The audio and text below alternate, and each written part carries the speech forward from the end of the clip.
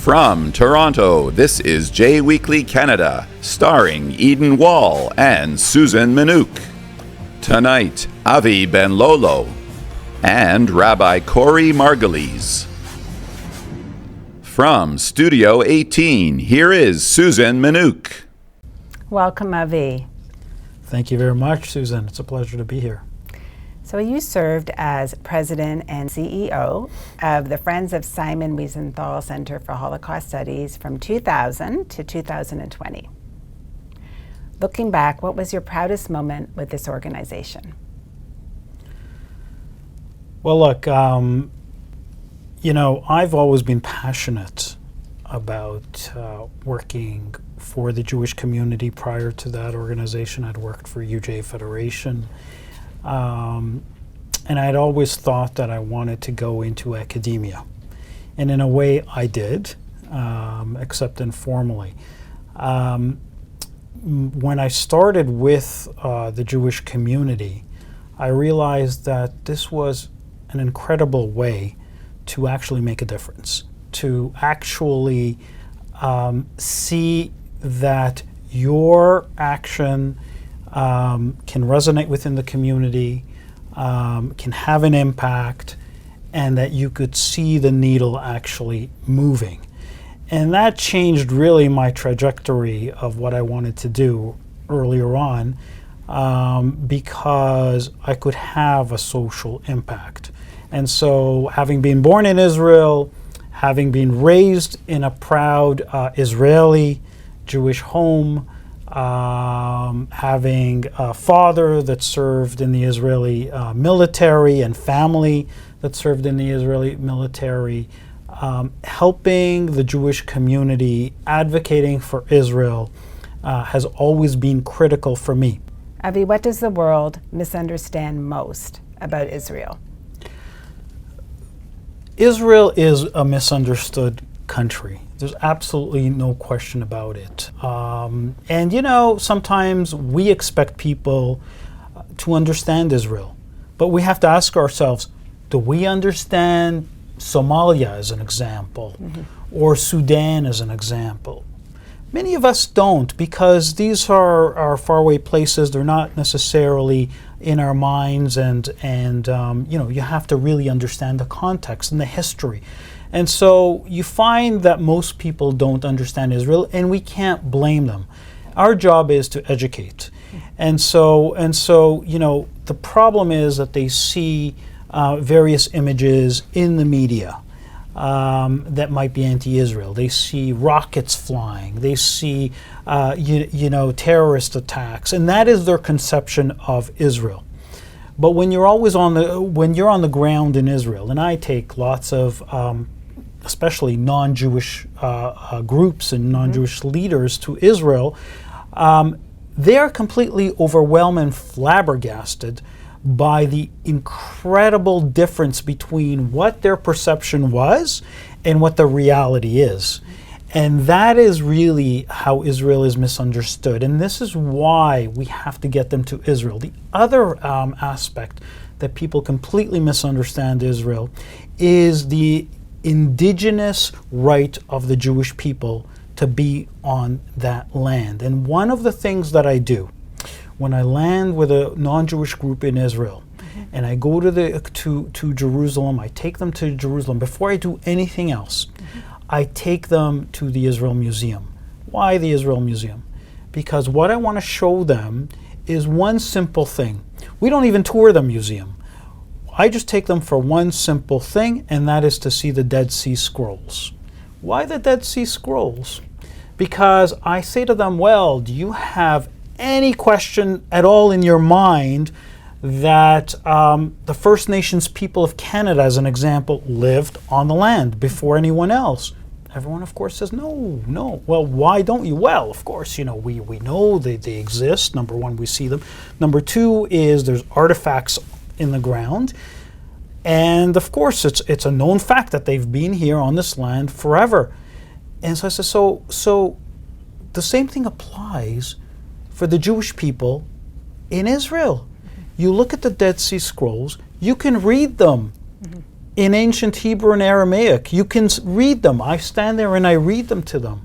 I say, this is over 2,000 years found on this land. They then are able to, to debunk the myths of, the legitimization of the Jewish people on the land, calling Jews colonizers or settlers, and so forth. They're able to see the propaganda once they understand and they see the factual evidence on the ground of our existence. We have to push back against that. We have to educate, and we have to make people understand that we have a right to be on that land, more so or just as much as anyone else. And that is what I believe the best the best thing we can do in terms of challenging misunderstanding against Israel.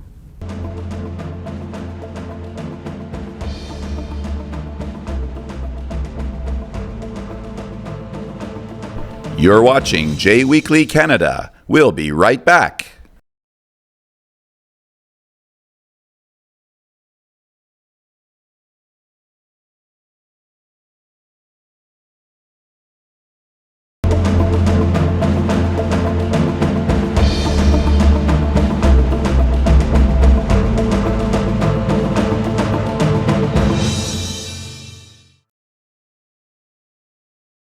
What is at the root of Jew hatred?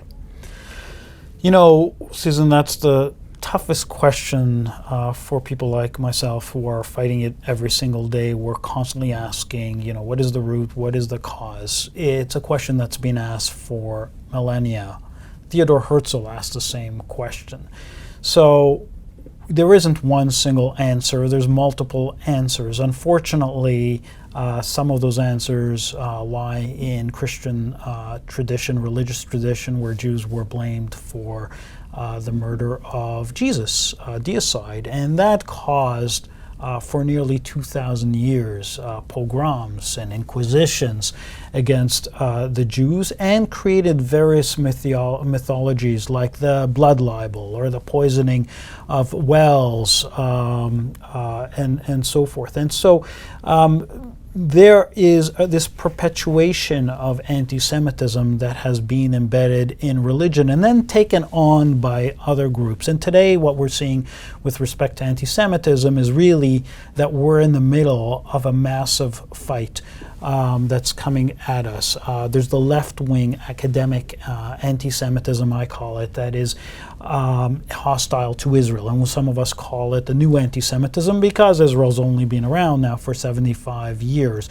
And of course that there is the old anti-Semitism, which is looked at as that white supremacist ideology that comes from Nazism, and Nazism applied it from that ancient religious Christian tradition to an extent.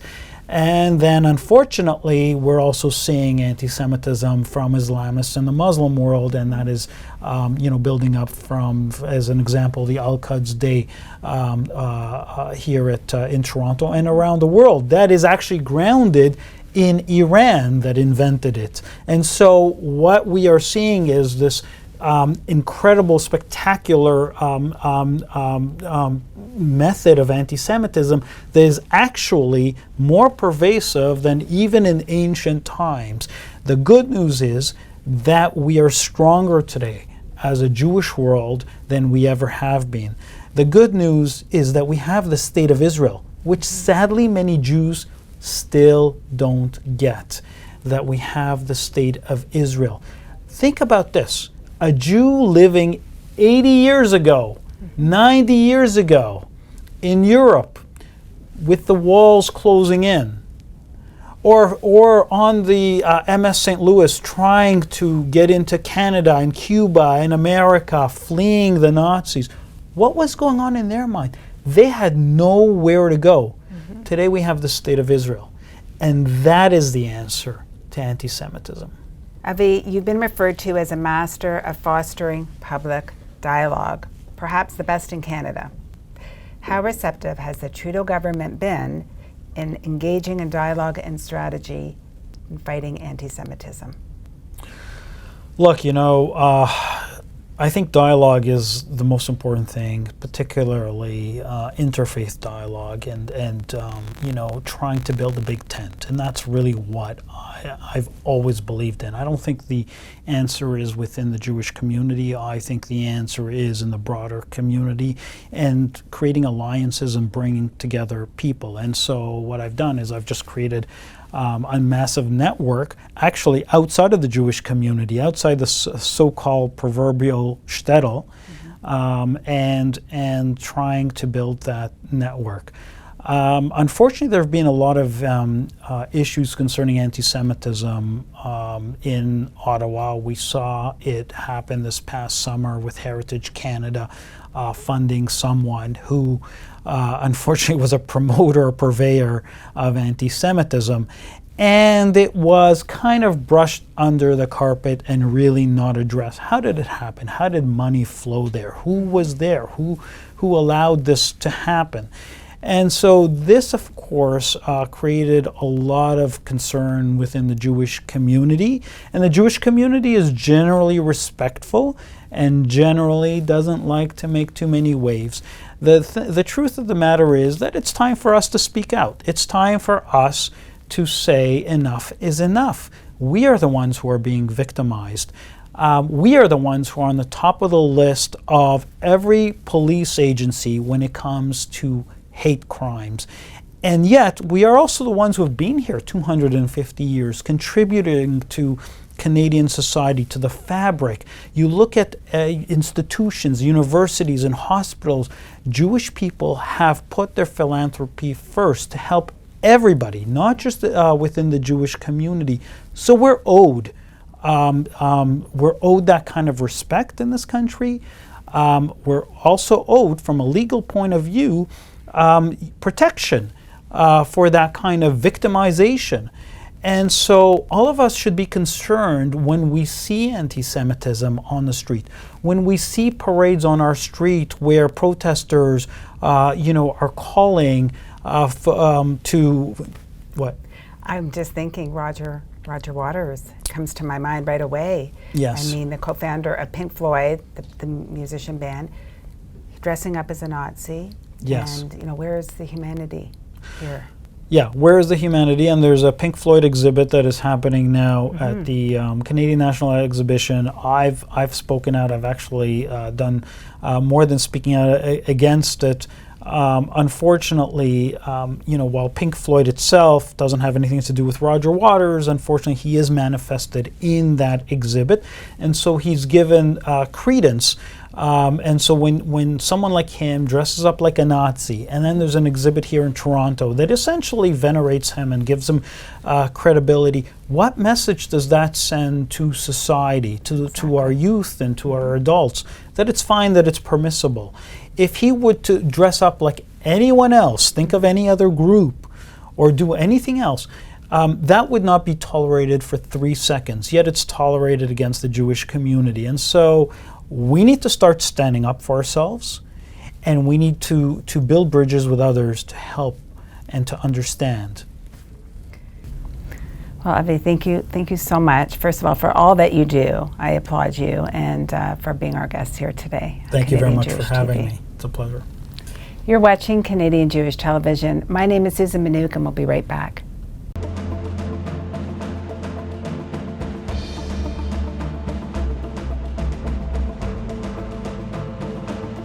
You're watching JWeekly Canada. We'll be right back.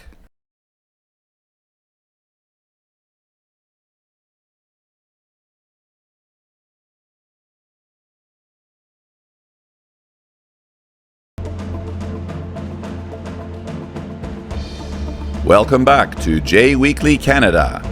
From Studio 18, here is Ieden Wall. Welcome back to Canadian Jewish Television, my friends.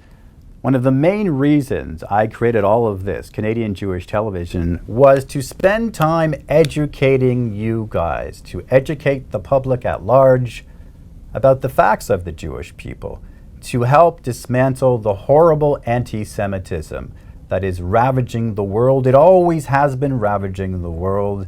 It still is as rampant as ever. And to talk about this, we have Rabbi Corey Margolese. It's tremendous to see you. Thank you so much. It's such an honor and a pleasure to have you in the studio today. And as I set up, anti-Semitism continues to be a problem. We can bury our heads if we want to, Rabbi Corey, or we can deal with it head on, and I believe we have to deal with it head on. So you're a teacher. What's the board you're with? I'm with the York Region School Board. York Region. So you see firsthand anti-Semitism in the hallways, in the classrooms, in the faculty rooms. Tell me, how bad is this right now in 2023? I have to say the worst part of it is, let me start by saying that the school boards are actually trying to make a difference in terms of anti-Semitism. They're implementing anti-racism, anti-hate initiatives. They're recognizing that anti-Semitism is an issue. But I think, like much of society, there's a huge learning curve there. And I think that sometimes the issue gets confused with other issues or other organizations. You know, I'm sure you're familiar with confirmation bias, whereby the people that you go to for an answer are the people who are giving you the answer you expect. Right. And I think that happens a lot when dealing with anti-Semitism. People tend to call upon so-called experts in the field who will give them the answer that they're expecting to hear, which means that they're not really learning. And this does happen from time to time. So where are we falling short? I think we really need to focus on who are the mainstream voice of the Jewish people, people who represent a centric point of view. If they're a little to the right, so-called right, a little to the so-called left, that's fine, but we want to avoid the extremes on either end. We also need to make sure that we're not only educating, but we're empowering Jews and allies to speak out against anti-Semitism, to educate others, to approach it in a safe but logical and understanding way. So you say the school board is trying, and you identify that there's an effort being made, but they're falling short. How, again, like, how well are they doing? Because to me, there's so much that needs to be done here, and they're just not doing it. You say they're trying, but here, let me phrase it this way. Sure. Let's say I put you in charge. Okay, and I know you're in a lot of different capacities in this regard, but I put you as the director of anti-Semitism reduction in the GTA for the school system. What would your immediate strategy be?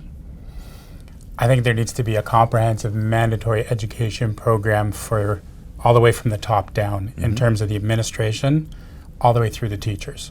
There are sessions that school boards will run, and like I said, by various people. Some of them, quite frankly, can be more damaging than helpful, and others where they're not mandatory. So there is learning that's available, but if they're not prioritizing this learning. Why isn't it mandatory in 2023? I mean, Jew hatred is everywhere, yet it's never taken seriously to the degree it needs to be. And I'm just wondering, we're trying to pinpoint something. It's not easy to pinpoint here, but where's the breakdown? Where's the breakdown? I mean, we have anti-Semitic crimes rising every year at an alarming rate. Surely the principals know about this. The directors in the education system know about this. So why do they not heed the call? This is it's a perplexing issue. We're trying to get to the bottom of something. It's really hard to pinpoint here. Right. And it's not easy for you to speak to this with the candor and depth that is required, but I'm asking you to stretch here. What is at the root of this? Why is it proliferating so rapidly in our school systems? Wow, it's a great question. I think it all boils down, a lot of it boils down to our social media society. Right. People feel like they have license to say whatever they want to whomever they want with complete impunity. And in many cases, there's actually damage that's done, physical damage, attacks. The Lawfare Project out of the States is doing great work in trying to counter that, making sure that those who are involved in attacks are punished, and punished according to the law, not just with a slap on the wrist, to make it for deterrence. And we see generally in education now, there's this balance between how do you punish a student, how do you punish a child in a way that's actually going to teach them something rather than just be punitive. And there's that huge challenge. A kid etches a swastika on a desk. A lot of the natural reaction is to call in the parents and explain they can't do that anymore. But is suspending a child going to be a deterrent to that? I don't think so. It's just going to make them upset, more upset. They need to be taught, they need to understand things. Well, here's the issue. You bring up a tremendously valuable incident to focus in on here. So let's say a student etches a swastika on the chalkboard, and they bring in the parents. Well, the problem is the parents, in many cases, are more anti-Semitic than the kids. Right. That's the problem, right? So we have parents that need to be educated with the children. Now, do you think we might be able to organize something like that, where an incident happens, the parent is invited in a non-threatening way, because everyone has egos, and that's where we go wrong, right? We invite them in a respectful way to be educated with their children who have committed an anti-Semitic crime, and both parties get it, both generations educated together. Makes sense? Oh, absolutely. I'd love to see that. But it doesn't happen. Well, we don't really have positions in the board that have do that in that way. So how is that incident dealt with today in the school system? So the board has a tool that they have online. It's a reporting tool that they use. It's called Resolve, and it's reporting for any hate crime. So the administration is mandated from every school. This is about 2 years old, if I'm not mistaken. Maybe 3, but I think it's 2, where they have to actually go on and report it, any incidents of hate. And then that's referred to the Inclusive School and Community Services Department that has representatives, teacher representatives, who will go out and educate. Some of the time that takes a sort of one-size-fits-all approach, which many people argue is necessary, that we have an overall anti-hate policy where we address all forms. Personally, I think that works only a fraction of the time. It only works up to a certain point, and then you have to diverge, because you have to be able to discuss each individual form of hatred. And that's true for Islamophobia, for anti-black racism, for sure. Jew hatred. We have to cover all of them. So they need to have people who are actually knowledgeable, have a background and experience in that particular area, who's able to explain things and talk to parents about it, and students as well. We'll be right back. You're watching Canadian Jewish TV.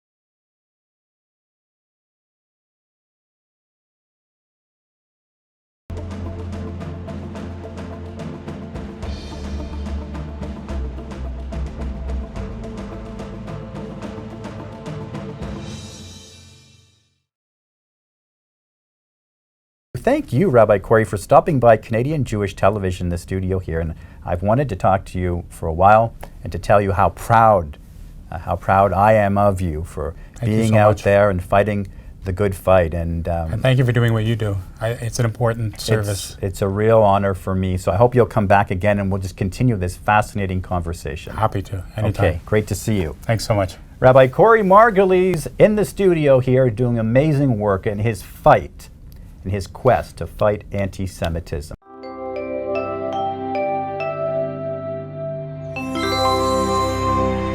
You've been watching JWeekly Canada. For more info, go to jweekly.ca.